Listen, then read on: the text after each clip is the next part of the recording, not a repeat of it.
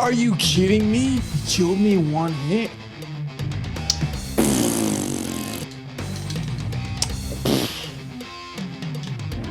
Oh my god, dude. Despite how it might look, Final Fantasy XVI was one of the most fun games I've fully completed. Well, for the most part. This actually isn't my first rodeo with FF16. I grabbed the Platinum on PS5 over a year ago. Games like this and Final Fantasy VII Rebirth were my main reasons I picked up a PS5 in the first place. So why go back? Now that FF16's on Xbox, it felt like the perfect excuse to dive back in and bring the full 100% completion experience to this channel. I don't usually play JRPGs. They're long and the turn-based combat has never really been my thing. But when Final Fantasy shifted towards action-focused combat, that's exactly what pulled me in with FF15 back in 2016. And now, FF16 is easily my favorite in the series. I loved it so much the first time that, of course, I had to 100% complete it again. Hello guys, and welcome back to the Crypt. Today we're diving into my 100% completion journey in Final Fantasy 16. So what does 100% completion in FF16 actually look like? Well, it's definitely not a short hike. FF16 is more action-adventure focused than earlier entries, but it still has the length and depth you expect from a Final Fantasy game. My completionist run clocked in around 61 hours, and that was with me optimizing as much as possible. Compared to 90 hours of playtime from my 100% completion run on PS5, cutting down almost 30 hours of gameplay was pretty efficient. If you're going for 100% completion, expect to spend at least around 60 hours playtime. More if you also play the DLCs in both playthroughs. For me, 100% means unlocking every single achievement, which includes things like completing all main quests and side quests, defeating every notorious mark, beating all chronolith trials, unlocking and fully upgrading all icon abilities, 2 full playthroughs of the main game, with the second being on Final Fantasy difficulty, and 1 full playthrough of each DLC, also on Final Fantasy difficulty. That's the mountain I hiked for FF16. While there was a few stumbles and long stretches during it, overall, this game was just enjoyable here as on my PS5. Okay, so before we dive into FF16, I'm going to be discussing many aspects of it in detail. So here's your spoiler warning. 3, 2, 1. Okay, let's go. Unlike other Final Fantasy games, FF16 has a much more mature and darker tone, very reminiscent of Game of Thrones. While it doesn't quite go as far as Game of Thrones in that sense, the inspiration is clearly there. In fact, the game's writing was openly inspired by it, and that's something I picked up on during my initial PS5 playthrough. Being the big Game of Thrones fan I am, this game's writing and setting instantly won me over. During this first playthrough, I picked up on characters speaking certain lines or phrases that felt straight out of Westeros. I asked your question, Lord Commander. He led the mission to avenge Lord Commander Mormont. The game even starts in a similar way, with dads losing their head.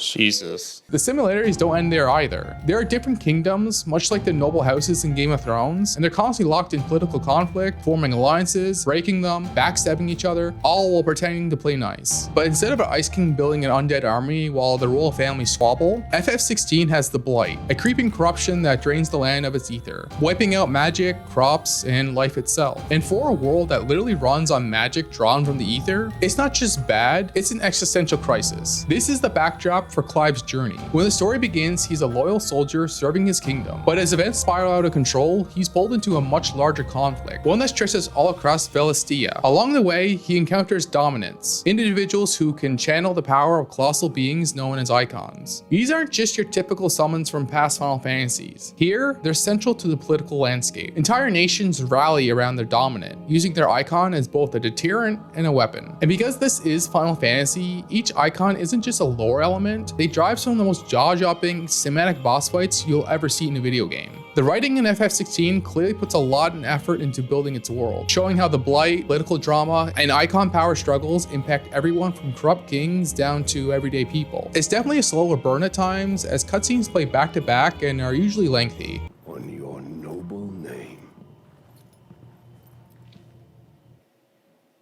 Uh-oh, wow. Did my controller turn off? I had it down for that long. While rich story and lore is always appreciated, the main thing that hooks me is the gameplay. And for FF16, that's the combat. Early on, the game teaches you the basics, your sword swings, a well-timed parry, and dodging enemy attacks. Pretty standard action game stuff. But FF16 layers on magic and icon abilities, and that's where the combat really opens up. At first, you got the Blessing of the Phoenix, giving you abilities like Phoenix Shift for closing the distance instantly and Cyclone for crowd control. As you push through the story, you unlock the powers of other icons, each with their own unique movesets. Titan gives you heavy, armor-breaking attacks. Bahamut brings long-range, high-damage magic. Garuda focuses on stagger damage and aerial combos. What's great is how flexible this system is. You can equip up to 3 icon loadouts at a time, each with 2 abilities and a core ability. During combat, icon abilities have cooldown, forcing you to constantly switch between loadouts, keeping combat varied. There's a flow to combat that once you learn each ability's strengths, can create deadly combinations of attacks. Once you master abilities, combat opens up even more as you can equip icon abilities to any ability slot. This means you can rush towards an enemy with Phoenix Shift, launch them with Garuda's Wicked Wheel, and finish them off with Titan's Wind-Up Punch, all without breaking the flow of combat or switching your loadout. This game actually encourages this kind of experimenting. You can respect your abilities at any time, so there's no penalty for trying everything and figuring out your favorite playstyle. I didn't respect my abilities because for 100% completion, I'm going to be fully upgrading all icon abilities anyway. But I did have some favorite abilities like Bahamut's Pulse for its steady chip damage, and Titan's Wind-Up for its sheer damage output. Seriously, if you land every hit of Wind-Up, it absolutely drains enemies' health, even on Final Fantasy difficulty.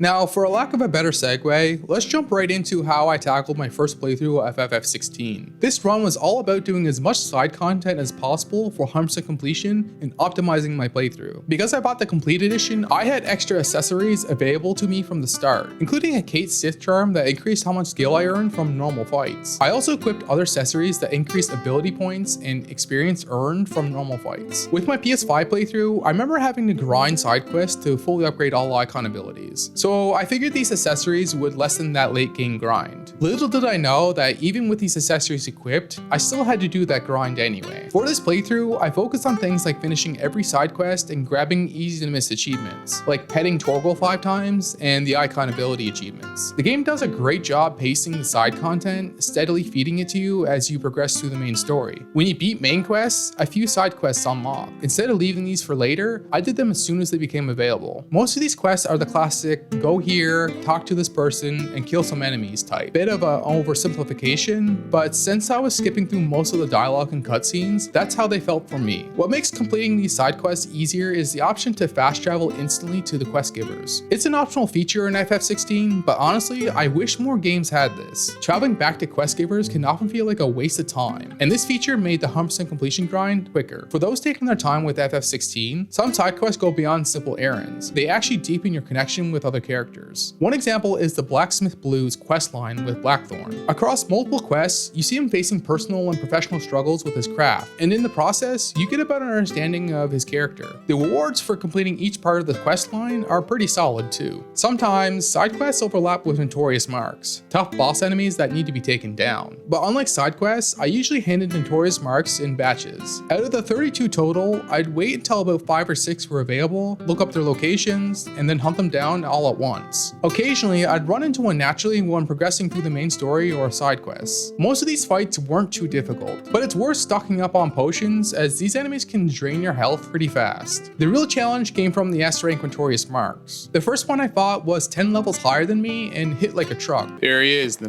Breaker of Worlds, Atlas. He's level 45? Oh god, he's 10 levels ahead of me.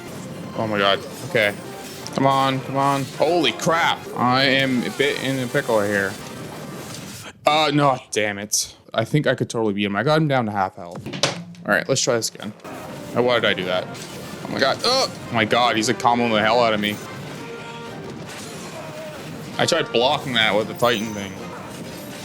Oh my, I keep timing my dodges wrong. Oh my god.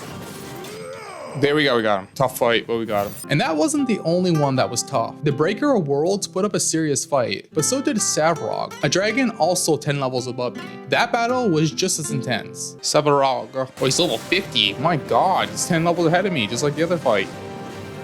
Jeez, the damage he does. Oh my god. And slapped around by this dragon. Oh, no.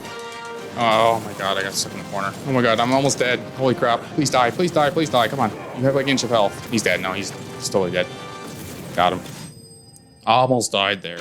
That was a tough fight. Freaking tough fight. Of all the moments in my 100% completion journey on PS5, the most memorable were the epic icon versus icon boss battles. These are easily FF16's biggest highlights. Take the Titan fight for example. It starts as a tense, emotional showdown between Ifrit and Titan, but when Titan gets desperate, he devours part of the Mother Crystal and transforms into a mountain-sized monster. Ifrit looks like an insect in comparison. The fight's over-the-top spectacle really hits when you're climbing Titan's stone tentacles, dodging debris, and unleashing attacks, all while a fitting rock track blasts in the background. It's absurd, but in the best way possible, and it's a perfect example of why FF16 sticks with me. Near the end of the game, right before the final battle with Ultima, the game suddenly jumps a huge number of side quests on you. Up until then, they've been paced out nicely between the main quests, so this sudden flood of them really broke the momentum. This last part of my first playthrough felt like a real grind. Not only did I need to wrap up all those side quests, but I also had to clean up most of the achievements I could get, including the Chronolith trials. Scattered across the world are monoliths, each tied to one of the icon powers. Beating all of them is required for an achievement. Each trial has 4 rounds, a time limit that can be extended, and specific icon abilities for each round.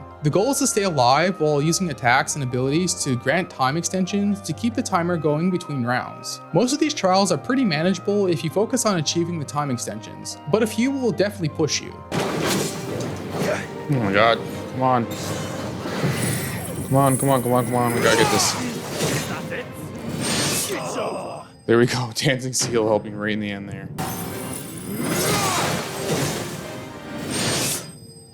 There we go. Defeated. Oh, okay. That one's a little close, but we still got it. With the trials done, only one achievement remained, defeating a boss without taking damage. I remember struggling with this in my New Game Plus playthrough on PS5, so I was fully expecting it to be a hard achievement to get. To my surprise, I nailed it on my very first attempt.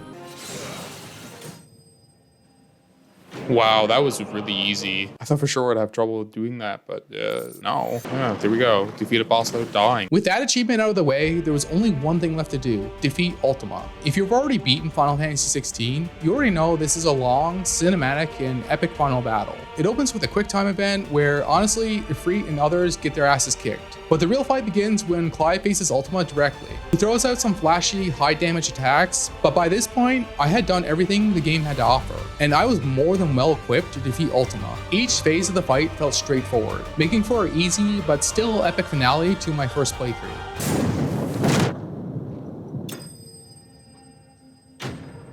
Bum, bum, bum, bum, bum, bum, bum, ba-da.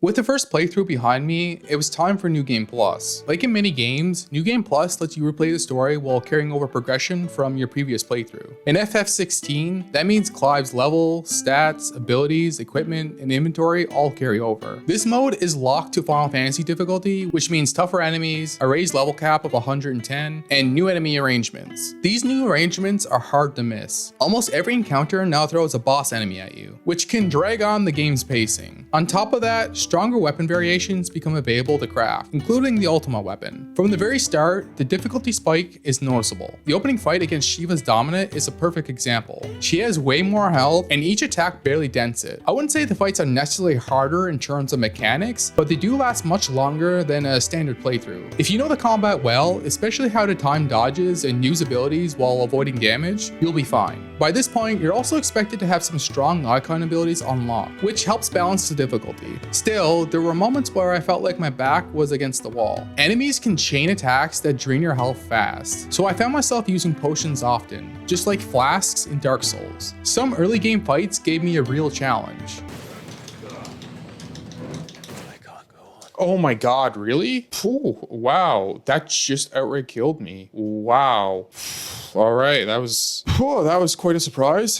For this run, my main goal was to clear the main story and the DLCs, so I focused on the main quests until I could finally start the DLCs. I started New Game Plus around level 50, which was on par with the early enemies. But as I progressed, their levels started creeping past mine, making fights gradually more difficult. I think Final Fantasy difficulty is designed to make you grind levels to keep pace with the steadily increasing enemy levels. But I wanted to reach the end of the game as quickly as possible, so I just pushed through and dealt with the increasing difficulty. The saving grace in combat was avoiding damage and managing my icon abilities effectively. I mentioned before how much I like Titan's Windup and Bahamut's Pulse, but in this playthrough, I quickly learned the value of Odin's Zanzazuken. Sorry if I butchered that, guys. Especially when fully upgraded to level 5. I can't overstate how powerful this ability is. Most of Odin's skills, including his most powerful one, Dancing Steel, are designed to charge Zanzazuken's gauge so he can unleash its devastating finisher. Dancing Steel, when every slash lands, will easily charge the sword shy of level 4, even more when enemies are close together and there's collateral damage. It has the fastest cooldown time of all similar icon abilities. The trade-off is the attack needs time to wind up. If you're interrupted by an attack during this, it doesn't come out. A workaround is using Limit Break to ignore the hit stun to land Dancing Steel, if you're willing to take the damage. At level 5, Zanzazuken is a screen clearing attack. A single slash can wipe out all enemies, and it almost never misses. It's a reliable move I found myself often using when I wanted to finish fights quickly or was in a pinch. Before unlocking the DLC abilities, nothing else in the game came close to matching its usefulness during this playthrough. But Zanzazuken wasn't the only icon ability I relied on. As I progressed, I focused on mastering the strongest icon abilities first. Abilities such as Judgment Bolt, Earth and Fury, and Rebirth Flame. For being Phoenix's ultimate attack though, Rebirth Flame feels a little underwhelming. It's great for hitting large groups of enemies, but the damage isn't high enough to make it feel worth using compared to other similar abilities. That said, each of these abilities have their uses, whether it's melting a single target or wiping the battlefield clean.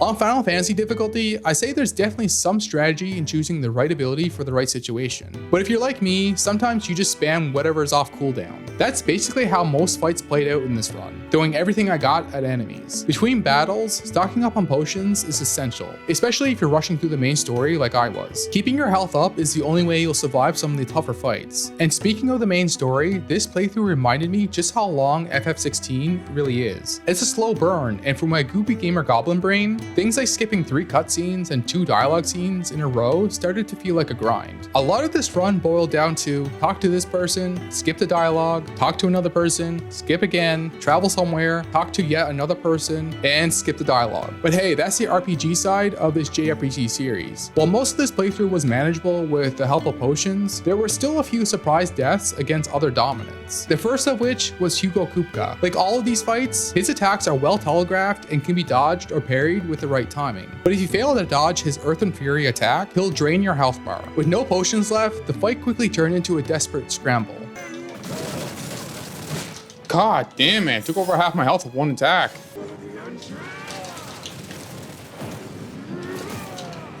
God, that almost killed me. My God. Oh my God, dude. How are you supposed to avoid that? Oh, shit. Oh, all right. Let's try again. Am I supposed to jump for that? Yeah, probably. Oh my God, dude. Come on. Dodge it that time. Okay, we got him. Later in the game, I faced Odin. At this point, I was pretty underleveled, and the fight was a serious challenge. I could manage most of his attacks thanks to me pretty much having mastered dodging by now. However, he has a one-hit move that got me over and over again. Are you kidding me? He killed me one hit. Oh my God, dude, he had like an inch of health. Oh shit. All right, let's try that again. Really, again, he killed me. Wow. That's a one-hit attack. Holy crap. Wow. That's just, wow. Oh, motherfucker. Odin, man. Oh my God, dude. There we go. Defeated him. After Odin came the endgame. Looking back on my New Game Plus playthrough so far, I wouldn't call Final Fantasy difficulty impossible. It demands sharp combat skills, fairly smart uses of abilities, and a lot of patience, especially with the endless stream of boss fights and the cutscenes and dialogue you'll likely skip. Before taking on Ultima for the second time and wrapping up this playthrough, I still had 2 major tasks left, the DLCs. Now, in order to start the DLCs, you need Make for Origin, the game's final battle, available. You also have to complete a few side quests to have both Joshua and Jill in the party. The DLCs then become available, the first of which was Echoes of the Fallen. The premise here is that Clive, Jill, and Joshua are investigating mysterious black crystals appearing in Valencia. It leads them to discovering Sage Spire, a massive ancient tower built by an ancient civilization called the Fallen. The DLC sees Clive and company climbing the tower and discovering what's at the top. During that climb, there's plenty of high-level enemies and tough fights to be had, turning this into a sort of endgame challenge dungeon. Some of these fights feel even tougher than some story bosses, especially since this is Final Fantasy difficulty and enemies are a whopping 20 plus levels higher than me. Potions quickly became my only lifeline, especially against the first boss, Sigma. While the fights in this DLC are incredibly tough, it also contains the only missable achievement in the entire game, BitFit. To unlock it, you need to collect all 6 fallen bits, some of which are tucked away in easily missed chests. If you skip one, you'll have to restart the DLC, or worst case, a large portion of the main game if you didn't make a save. I actually missed this same trophy during my first playthrough of Echoes of the Fallen on PS5. So in New Game Plus, I made sure to follow a guide and grab every single piece. The effort was worth it. These fallen bits provided some of the best gear in the game. One standout example is the escapement bit, which increases the cooldown reduction and restores HP after a precision dodge. This is perfect for my playstyle since I dodge constantly. I only wish that I had access to this gear at the start of my New Game Plus playthrough. But since I was aiming for 100% completion as efficiently as possible, I took on the DLC on Final Fantasy difficulty to grab every achievement in a single playthrough. Once you finally reach the top of the tower, you're met with one of the toughest bosses in the entire game, Omega. A mechanical nightmare, Omega fires off attacks so relentlessly it could make a bullet hell game blush. Laser beams, AoE blasts, and violent thrashes, every move is designed to keep you on the defensive. He's already built to be a brutal fight, but add Final Fantasy difficulty and the fact that I was underleveled, it turned into a full-on war of attrition. By the end, I was hanging on by a thread and barely survived his final one-hit desperation attack, Dimensional Compression.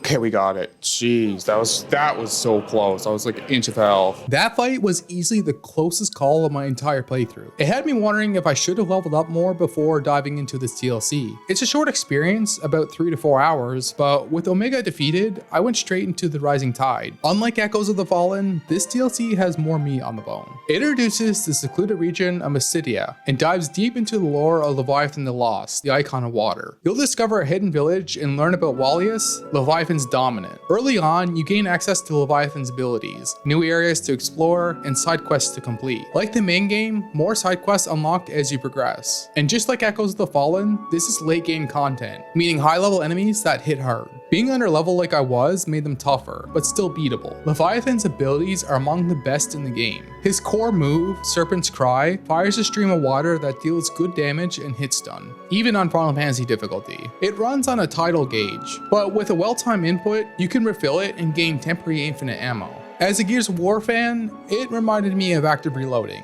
Leviathan got other strong abilities too, but since none of them were upgraded for me, I stuck to my maxed out icon abilities. Though once I mastered Tsunami, it went straight into my loadout, replacing Earth and Fury. The highlight of course is the Leviathan boss fight. Like Omega, it is meant to be harder than most boss battles, especially on Final Fantasy difficulty. Most of the fight is manageable, but the real challenge is stopping Tsunami. The timing window is incredibly tight, and I'm convinced you can only afford to make one mistake before running out of time and getting wiped out. Oh my god, no, I'm not gonna get the freaking... Yeah, I remember this being so fucking hard. Yeah, I already lost.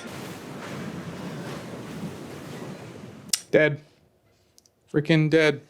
Game over. Back on my PS5 playthrough, I struggled so much I had to look up how to stop Tsunami on this difficulty. This time though, I was surprised I stopped it on my second attempt. With Leviathan defeated comes cleaning up the rest of the DLC quests and achievements. There's a few quests that are pretty straightforward to complete, but what stands out is the Chronolith trial. The Chronolith trials in the base game were modestly difficult, and this one is more or less the same, with the exception of the final round. It has you fighting a behemoth, which proved to be quite the tough fight. Oh, damn it. Okay, we got it. Jeez, that was a pretty close fight. Pretty freaking close. With this chronological trial completed, the Rising Tide was finished, but there was still one last big thing left to do: Kyroscape. Kyroscape introduces Ultima icon abilities, easily the strongest icon in the game. Ultima's core ability, Ascension, lets you swipe wings against enemies and shoot them with strong blasts. The radius of the wing attack is huge, easily sweeping up fodder enemies. While Ultima's abilities are a nice final unlock, like Leviathan's abilities, I only used the core ability because the rest of them were not fully upgraded yet. Kyroscape, on the other hand, consists of 20 consecutive circles of enemies to fight, with each 5th circle being a boss fight. Between rounds, you can equip enhancements and boons such as increasing Clive's health and reducing the cooldown and icon abilities for a set number of circles. The better grade you get for each circle, the more EP and BP you'll earn to spend on enhancements and boons. The further you make it, the more rewards you'll earn. I played through most of Kyroscape carefully, prioritizing icon ability cooldowns, upgrading max health and ability damage, and avoiding damage to keep my health up between circles. It was mostly a smooth ride until the final 20th circle against Warden of the Darkness, a recycled boss fight of Barnabas. It was so incredibly close in the end, and failing meant I had to do Kyroscape from the beginning. Holy crap. That was close. Oh my god. Come on, come on. This fight is so freaking close right now. Come on! Oh my god. Dude, this guy is getting so close to hitting me. Just get stunned, just get stunned, just get stunned. Come on. Okay, thank you. Come on, come on, come on, come on. Okay, we got him. That was freaking close. Jeez. I was like one hit away from him killing me. My health was pretty low. With Kyroscape completed, the Rising Tide was officially done. But there was still one last major challenge left. At this point, you'd think it's finally time to face Ultima for the second time and wrap up 100% completion. But no. Before that, we have to grind. And not just any grind, we have to fully upgrade every single icon ability, including the DLC ones. This was exactly the kind of grind I wanted to avoid during this journey, but I guess it wasn't inevitable. After a bit of research, I found a trophy guide that suggested upgrading the Wages of Warcraft accessory I had equipped, which would boost AP earned in normal fights by 60%. The problem was that I couldn't figure out how to upgrade it at a blacksmith. So instead, my best AP farm ended up being side quests. Some of these side quests handed out a generous 1500 AP, while others gave nothing at all. It was completely hit or miss. Still, the grind took me around 4 hours of playtime. About halfway through, I realized I could have just respected, fully upgrade all the base game icon abilities, respected again, and then maxed Leviathan's and Ultimate's abilities to pop both achievements without actually upgrading everything. But that felt kind of cheap, so I went the full mile and maxed out every icon ability in the game and the DLC. I had skipped almost every side quest in my New Game Plus playthrough. But to finish this, I ended up completing about 90% of them anyway. Finally, with every ability fully upgraded, I could take on Ultima again. Compared to Omega and Leviathan, Ultima was a pushover, making for an easy final fight and end to the 100% completion journey. Tamale is slain. And there it is. There's the platinum trophy. I guess it's platinum achievement. That is Final Fantasy 100% completed.